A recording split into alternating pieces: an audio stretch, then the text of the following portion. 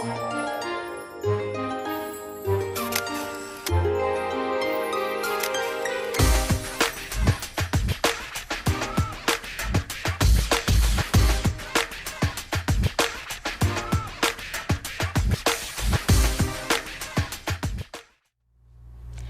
everyone, welcome to Off the Cuff, where the headlines come to life. And today I have a very, very special guest who I'm honored to have here at WDHT TV, Dr. Mary Assel.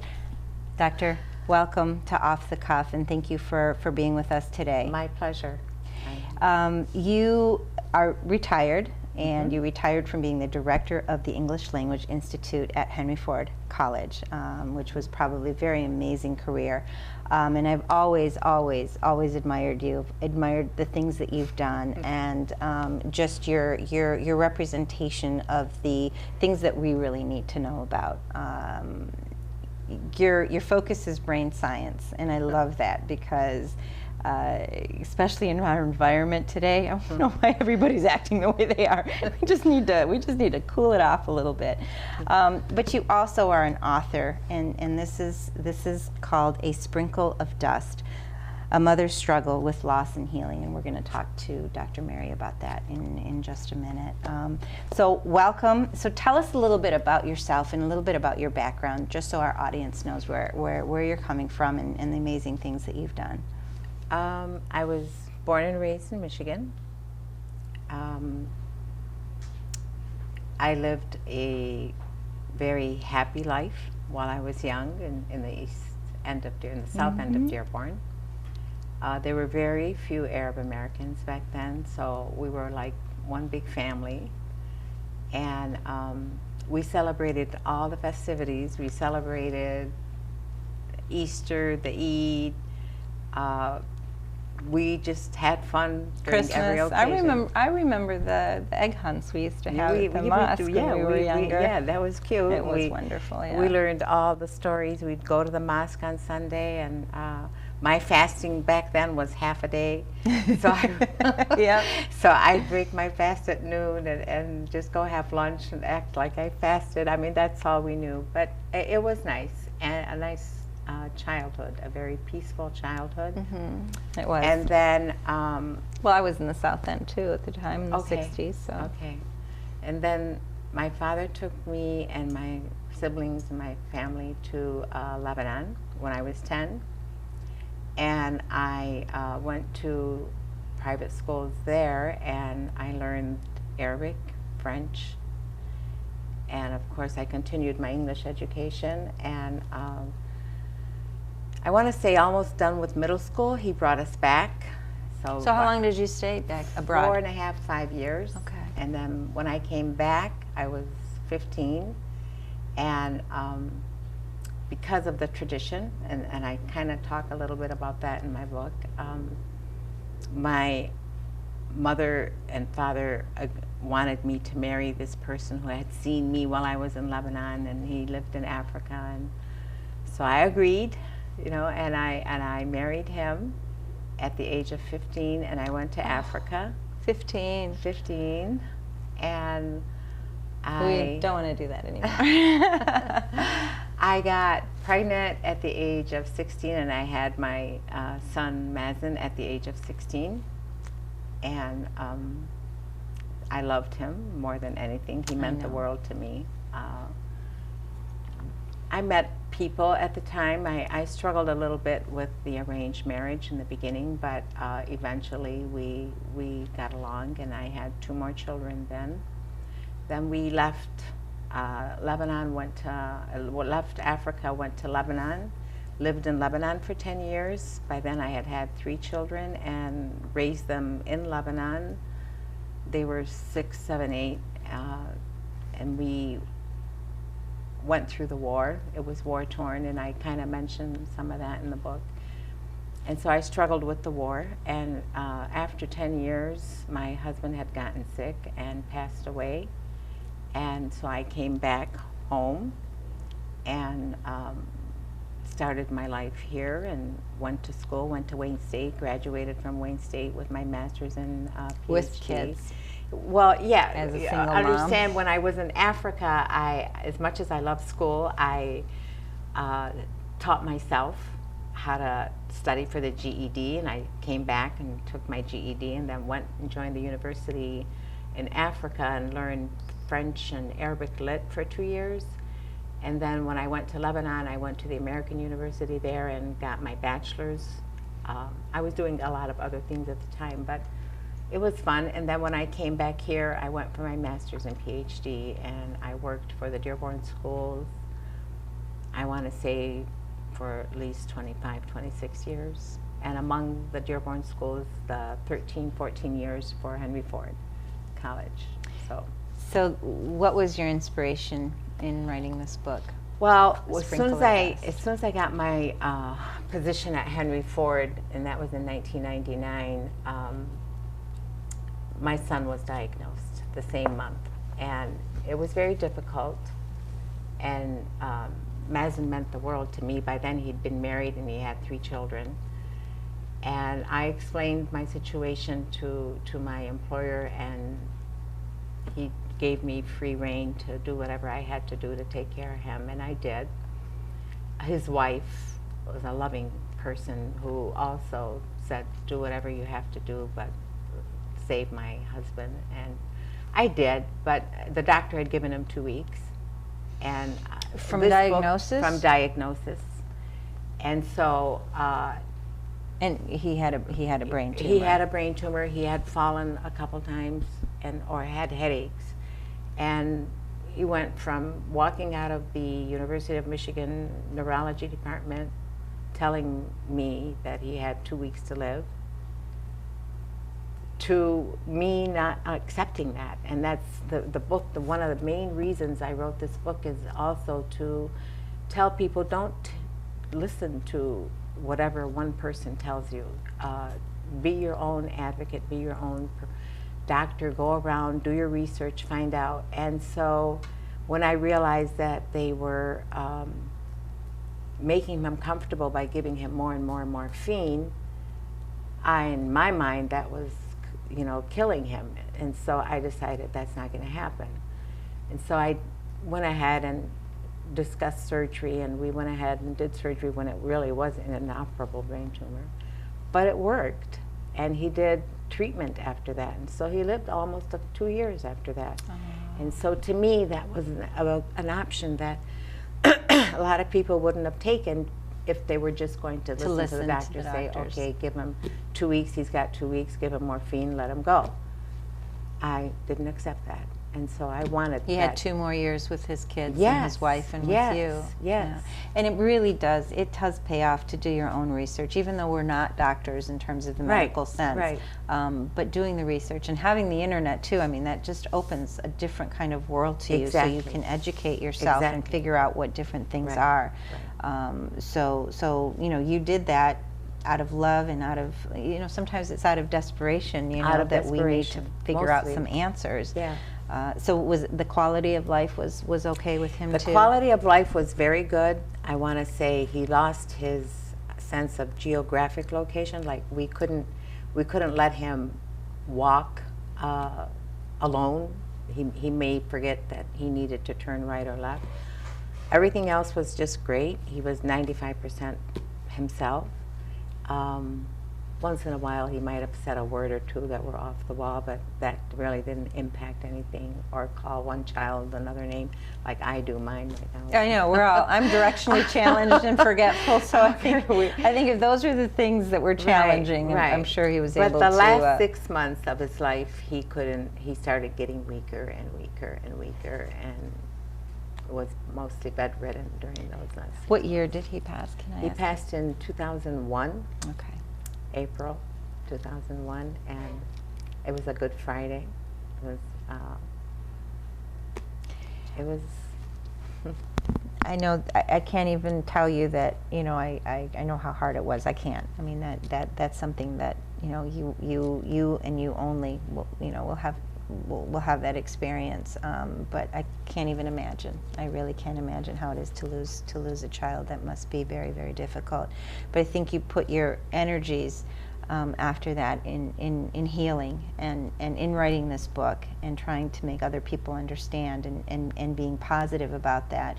So so what were the major components of this book, and what was the message that you were trying to get out to everyone from the experiences that you had? Well, I mean, you were an educated woman who had, you know, that information, and you wanted to share it with these individuals. Experience, you know, plus education, I guess, is what I would chalk up this book to. You know, what's interesting is that the first 2 years of my life, after his passing, I went through a lot of anger. Sure. I was angry at everyone, everything. You question everything in your life. Yeah, your I was faith, just too your angry. I became a existence. very angry person, and if you were standing in front of me, I would probably move you or push you or tell you, get out of my way or whatever. I was just too angry. But a couple years later, I don't know what and how, but it just dawned on me that my son is gone, but it's not your fault or his fault or her fault, or it's no one's fault, you know. And when I came to understand that no one is to blame for that, I mean, and I have to learn how to live with it. That's basically the message I'm sending out, is that eventually and over time you will learn to live with it because you don't have a choice. Mm-hmm. You know, one lady told me once, how can you keep going? You know, how can you survive? And I'm like, do I have a choice? I mean, what do you want me to do? Right. And you learn survival skills, you learn to move on. And of course, I'm not the only mother, and there are a lot of mothers and fathers who have lost their children, and I hate watching them go through their grieving phases, and it's not easy. It's very, very difficult until you reach a certain plateau. So in the book, what kind of tools do you offer to be able to deal with loss? I mean, we all experience loss in different measures and different degrees. Right. But it's loss. You know, loss of a parent, a loss of, you know, a child, a loss of a friend. They're all different degrees of loss. But what are the tools that we can use in order to, and acceptance, I guess, is maybe the first thing that we have to look at. Well, the acceptance is the last thing that you don't accept it till almost the very end. But I never stopped working. I probably stopped work for about a week. I continued to work because it kept my mind off things. So you don't want to sit home and grieve and just, you know, go into a depression and die, because you will. So you just keep going, you keep going with your life, and of course you're going to be crying every time you turn around and look at someone, or someone looks at you. Your tears are going to run down your cheeks, and you're going to say, am I going to heal or am I not going to heal? But eventually you do. You listen to other people's stories, you join grief groups, you read a lot of books on grief, and a lot of books helped me. There were a lot of books out there that helped me too. So you read those books, and you, to me, some people don't like to look at pictures and make videos and go back, but I did, and I put videos together about him and his life, and just trying to piece all that together, so to keep his memory alive. To memorialize. Yes, to memorialize him, his to memory keep things going. Right. And the good thing was that I stayed very close to his wife and children, and basically they're young men and women now, and they live and he lives through them. Yeah, absolutely. Yeah, I see him through them, you know, and I stay connected. You know what? There's so many suicides that we're hearing about too, and these parents have to deal with that aspect, and it's sometimes it's not a natural process, and it is a very, very, very challenging thing for these parents to deal with. And I personally, I have 3 individuals that I know who have gone through this loss of suicide or overdose or what have you, and it seems to be more of an issue now than ever before. I know everything seems to be heightened these days, and I'm not quite sure, you know, where that all is coming from, but again, too much information that people can't process, and we go through that route. So how do we deal with that, and what advice do you have to an individual who suffered that kind of loss? You know, I honestly don't know what it would be like if it were a murder, suicide, but like you said, I do have friends who have lost children through suicide, overdose. First thing I would tell them is really don't blame yourself. You can't be, it's not your fault, because we none of us raise our children saying, okay, we're going to drive them to commit suicide. But maybe it was something, you know, outside of the parental atmosphere that caused this to happen. Maybe some kid or other person encouraged this person to do drugs and they did it, and then there's, you know, to a point of no return. So it really isn't, I don't think it is the parents' fault, but because they will go through a guilt trip thinking, it's my fault, what did I do wrong? Because I kind of didn't have anything to do with a brain tumor, and I felt guilty. Why am I living? Sure, it's why that am guilt. I still around? Right. And it's not our fault, you know. And I think too, there's a lot of, you know, the mental illness aspect of all of this as well. You know, the chemical imbalance, the self-medicating, and I think, Right. you know, maybe it's incumbent to see those different signs, you know, prior to it getting, you know, to Right. that point. So Right. that's something that really we need to look at. Yeah, if they can do that. You're actually an expert too on the cultural aspects of the Arab world, of the Muslim community, and what have you. And I know that you've been to a lot of conferences. You've actually spoke on a lot of those issues. What's your favorite topic? Women. Women. yes. And I think the misconception too about Right. you know, the stereotypical aspect of that. Right. So what do you Right. talk about? How do you clarify everything? What's your motif on that? Well, history really clarifies a lot of that Sure. for me. I just go back in time, and I kind of analyze and try to understand being a Muslim from the Quran, and studying other aspects of religion through the Bible, the Old Testament, the New Testament, to see how women in general were treated. And after realizing that, and I'm saying this, you know, I know a lot of people probably won't believe it, but the Quran mandates that we give women more respect than any other text I've ever read. And if they were to follow the Quran, for people who follow the Quran, a woman is to be placed on a pedestal. A woman is equal to man. And if you go back historically, like I did, to find out, okay, prove it. You know, well, there were queens and there were women of knowledge who took over and administered a lot of the political environments that were taking place at the time. And I'm talking right after Islam, which is like almost 1,500 years ago, and even not more. But you know, but the point is equality. But and it's not the point I wanted to always make in my papers and my conferences is that it's not religion. The first thing people say, oh, these Muslims is how they treat their women. No, it's not religion that's doing this. And for example, Saudi Arabia, I mean, take a look at what they're doing there. It's barbaric. It's barbaric, and it's a tragedy of a. So it has nothing to do with religion. It's a culture. It's something they choose. And this thing about Sharia, there is no such thing as Sharia law. Right. Sharia law does not exist. Right. And they try to make it, oh, they're trying to implement Sharia. There is no Sharia law. The Quran is the law. The Quran is what we go by. But it doesn't mean that we, as living in this country or living in any other country, we have to go by the law of the civil land. law, the law Right. of the land. And if the government in this country wants us to not to stop at a red light, we're going to stop at a red light. We can't go to the Quran and say, I think it says that too within the scripture that, you know, you have to live within the law of the land. Yes, and it does. And the Yes, it cultural does. aspects of Yes, that it does. too. So, yes, it does. So, and you're so right, and I think that is the biggest misconception ever is the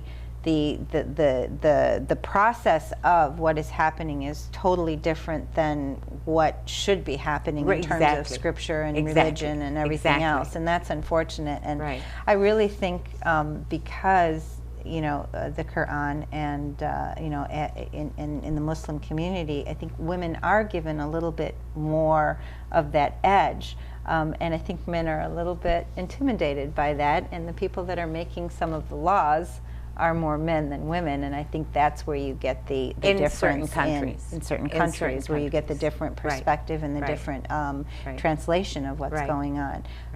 You know, Saudi Arabia, the home of Mecca, you know, and to have that regime that is totally corrupt and inhumane is sort of an oxymoron to me, and I can never come to terms with that. I'm not really too familiar with the Wahhabi religion, which is a part of Islam as well, but they deviated and right. That's like a different. It's not like the original. It's sort of more of a it's more the culture. Kind of thing. Yeah, it's more the culture that they created in that country, in Iran, in other countries where. But I think that's more of a political kind of statement to ensure that there is control. Where there isn't, you know, people, they're controlled, and they control them by fear more than by, you know, any kind of mandate or law or what have you. It's more of a control of fear. It's controlling and basically controlling women. I mean, you've had women after the revolution in Iran who were judges and were made secretaries, and you know, their positions were taken away from them, and there's nothing in Islam that says that, you know, and none of the Muslim clerics would agree to that. But like you said, it's a political situation, and how do we control them? This is how we're going to control them. You want to be a judge? You want to judge between this man and this woman with domestic violence or whatever? Sorry, you're going to be a secretary right now, and we're going to be the judges. And that's a matter of control. So it just depends on which country you're living in. If you take Lebanon, a lot of the laws that were implemented in terms of whose rights, who takes the children if you get a divorce. Does the man take the children? Do the woman take the children? It used to be men. After the age of 2, a man would have ownership of the child, which doesn't make any sense. And the woman would have to walk away. And a girl, after the age of 7, he would have her. And so the mother really couldn't have her kids. That is changing in Lebanon. They've made it where, okay, wait a minute, you know, why not equal rights? Why not give them equal visitation rights? Why not ask the children, who do you want to be with? You know, they're not as strict. So it depends on also the country. Not as crazy, you mean? Yeah, but not as crazy as other countries. Yeah, but still, I mean, there's definitely that challenge in regards to what's fact, what's reality, and what's being practiced. And it's even confusing to us sometimes. I mean, Kamala Harris is still fighting for our rights in this country, and saying women should be paid and given equal rights and equal pay. That's all over the world. It's not a struggle. It's a universal struggle. Yeah, it's not something that pertains to Muslim or Arab women only. It pertains to all women in the world. So what are the craziest questions you've gotten? Because I know you've done a lot of conferences. You've done, I mean, you've keynoted. You've done you know, pretty much across the country. So what are the craziest questions that you've gotten in terms of, you know, stereotypes or images or whatever it is, and that you had to clarify? Well, you know, for example, my own marriage, when a lot of people tell me, oh, so your father forced you into this? Well, no, because my brother Joe was going to take me to California, and we were leaving, and I said to Joe, no, it's not right. That would be disobeying my parents. So it wasn't like my father ever touched me or hit me or yelled at me or did anything. He asked and said, this is what I would like, so I comply. So the question was, no, is your father that kind of a person? Did no, he my force father you, never, basically? My father was not. You know, it doesn't mean that because I married that early, that I came from an abusive family or my father was abusive and my parents were abusive. No. They taught me how to respect them, and I thought that was the right way to respect a person. So Joe is the one who's going to be there to do it, and I know Joe, so yeah, I can believe that. So if there was one message that you'd like to tell people out there in regards to your experience, you know, as a whole, everything that you've gone through, your child bride, having children at an early age, you know, losing one of your children, and really having to be a single mom and sort of being independent on your own, what would be the one message you would give to women out there in general about moving forward and making the best of what they have at that moment? Right. First of all, I'm not a single mom because 7 years after my first husband died, I remarried, and I've been remarried for 25 years to a wonderful man. But during that process, But during that kids were 7-year younger. period, Mhm. I struggled. And my message to everyone and to every woman is believe in yourself. Don't stop. Keep going. I don't care what you think you can or can't do. You can do whatever you set your mind to do, and do it. And I've had time, you know, student after student after student come back to me and tell me, thank you for pushing me and making me to continue my career. The pharmacists, doctors, these are young women who already had children and went back to school and continued. And so never give up, always do that. And as far as losing a child, that child will become part of you. My son has now become part of me. I mean, he lives with me, and I remember him day in, day out. It doesn't mean that... But life goes on. Life goes on, yeah. And that anger, The anger is gone.